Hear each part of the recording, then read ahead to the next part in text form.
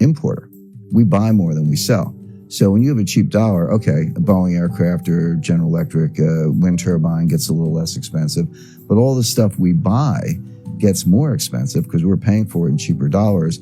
And that's what the central bankers really want. They want those price increases to feed through the supply chain and try to create inflation because governments around the world are desperate to get inflation. So that's the real reason they do it. And it can have a short-term impact. It can help exports a little bit. It can give you a little bit of lift. But the problem is it comes at the expense of the trading partners. This is just classic beggar thy neighbor devaluations. That's what currency wars are. So it can help individual country growth, but it does nothing for world growth. The world is no better off. One country is a little better off, another country is worse off. So the other metaphor I've used is, you've got 4 soldiers and they're fighting and it's a hot day and they get a break and they've got one canteen and they're all really thirsty. What do you do in that situation? You pass the canteen. In other words, everybody would like to drink the whole canteen, but you take a sip, you hand it to your mate, he takes a sip, and so forth. And that's the way the currency wars have gone. 2009 was the day of the cheap yuan. Remember, 2009, 2010, Secretary Geithner couldn't get out of bed without complaining about Chinese currency manipulation. 2011, the dollar hit an all-time low on a couple indices. That was the cheap dollar. 2013, along comes Abenomics, and one of his 3 hours was a cheap yen. All of a sudden, the yen's at 120, 124. Japan got a little bit of a lift. So who's suffering the whole time?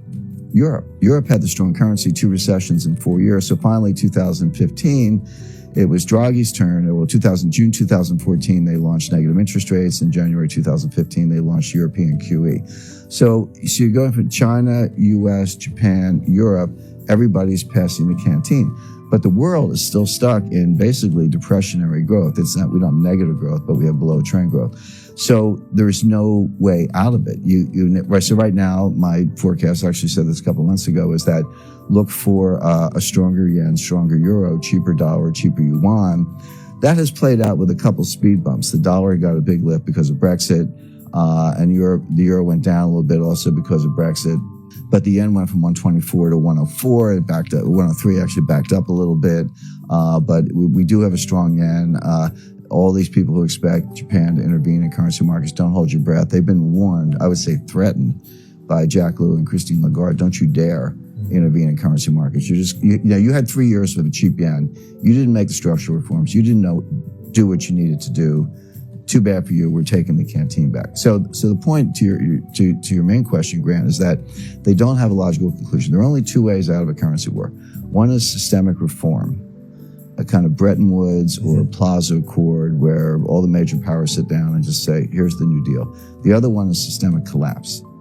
I expect collapse because there's no consensus on a way out of it. There's no political will behind structural reform. I don't see the leadership, in 1944, you had John Maynard Keynes. In 1985, you had James Baker. In the 1990s, you had Bob Rubin. These were, whether the Democrats or Republicans, this was leadership. I don't see that kind of leadership today. I see a lot of denial. I don't see the political will behind structural reform, so I would expect a collapse of the system. Well, it's interesting you say, because of all the bailouts, we don't know what a systemic collapse looks like. I actually have a pretty good idea of what it looks like because everyone focuses on 2008 and, U.S. economists call it the Great Recession. You go abroad, they call it the global financial crisis, the GFC for short, whatever you want to call it. But we had another one that was actually potentially worse or as bad in 1998. And that was the Asian financial crisis, started in 97, worked its way around the world, ended up in Russia, and then landed in my lap at Long-Term Capital Management. I was the general counsel of that hedge fund in Greenwich that got bailed out by Wall Street, although I'd like to remind people they didn't bail us out, they bailed themselves out. Sure.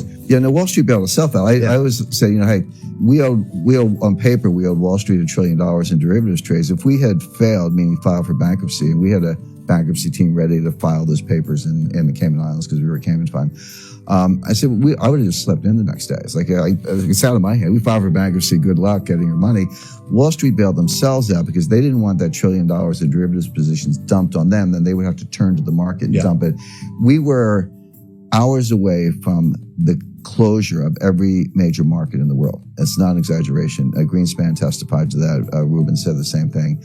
It would have started in Tokyo, gone through London, ended up in New York. But every stock exchange, bond market in the world would have been shut down, at least temporarily, to deal with it. That's how bad it would have been. Lehman would have failed in 98. Forget about that. They were always the weakest link in the chain. It was easy to call in 2008 because they almost failed in 98. But the point is, okay, so we moved $4 billion in cash in about 3 days. If you think of it as a private deal, $4 billion all cash, no due diligence, wire the money. That's kind of how the sense of urgency. And so we filmed the runways. We brought it in for landing. The plane didn't crash or break up on the runway, but it was that close. So when 2008 came along, I just felt I was watching a movie I had already seen. It was like a rerun for me. And you're right, 2008 was even bigger, potentially more. We were, if not hours, maybe days away from the sequential collapse of every bank in the world. Starting with, Bear had already gone out, Fannie, Freddie, Lehman, AIG, Morgan Stanley would have been next, then Goldman, then Citi, et cetera. We were days away from that. And again, I think Andrew Sorkin did a good job in his book. So we're not looking at strike two in a baseball metaphor. We're looking at strike three because 98 was strike one, 2008 was strike two. Now we're looking at strike three. The next one is going to be worse. So I think we've come extremely close. I think people are overly complacent just because we managed to pull off bailouts and the world didn't come to an end. Don't assume it wasn't close and don't assume it won't happen again. But there's one very important difference. In 1998, Wall Street bailed out a hedge fund. In 2008, the central banks bailed out Wall Street. In 2018, let's say, keep up the 10-year tempo, who's going to bail out the central banks? And all we do is we move the problem to a different balance sheet. Now the problem is on the central bank balance sheet. Because the Fed printed $3.4 trillion of new money since 2008. Their balance sheet was $800 billion. Now it's at $4.2 trillion, give or take, so $4 trillion of new money. But it's 9 years on. Yeah. They haven't normalized. If they had somehow got their balance sheet back to $800 billion, I'd say, okay, you guys could do that again. But when you're at $4 trillion, what are you going to do when the next crisis hits, which could be soon, by the way? Go to $8 trillion, $12 trillion. Now, some people say, yeah, what's the problem? Just print more money. I had my doubts about that. But so who can bail out central banks? The answer is the IMF, because they have the only clean balance sheet left in the world. The Fed is leveraged about 113 to 1 with a duration mismatch. So they look like a really bad hedge fund. And again, I've spoken to central bankers who say, well, who cares? Central banks don't need capital. A member of the Board of Governors of the Federal Reserve said that to me. She said, central banks don't need capital. I said, well, that's one point of view, but we'll see. Exactly, we'll see. But there's sort of an invisible, hard to define confidence boundary. And when you cross that confidence boundary, and every day citizens just wake up and say, you know what, I'm checking out of this system. You tell me it's all good, I don't believe you anymore. And get me some gold because I know that the gold will be around, et cetera. That's an instantaneous loss of confidence in the dollars. That's what I mean by collapse. Now, just to be clear, I don't think we'll all be living in caves, eating canned goods, lighting fires with rocks and twigs. Life will go on, but it'll be different. The dollar will maybe be like the Mexican peso in the sense of being a local currency that you get when you go to the United States, but no longer the world currency. They'll try to bail it out with SDRs, the special drawing rights.